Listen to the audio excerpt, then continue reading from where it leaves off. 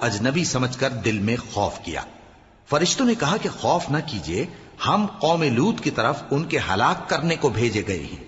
اور ابراہیم کی بیوی جو پاس کھڑی تھی ہنس پڑی، تو ہم نے اس کو اسحاق کی اور اسحاق کے بعد یعقوب کی خوشخبری دی۔ اس نے کہا اے میرے بچہ ہوگا، میں تو بڑھیا ہوں اور یہ میرے میاں بھی بوڑھے ہیں، یہ تو بڑی عجیب بات ہے۔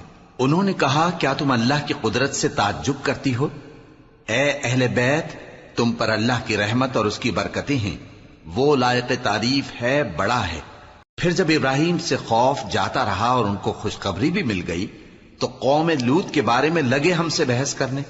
بے شک ابراہیم بڑے تحمل والے، نرم دل اور رجوع کرنے والے تھے۔ اے ابراہیم، اس بات کو جانے دو، تمہارے پروردگار کا حکم آ پہنچا ہے اور ان لوگوں پر عذاب آنے والا ہے جو کبھی نہیں ٹلنے کا۔ اور جب ہمارے فرشتے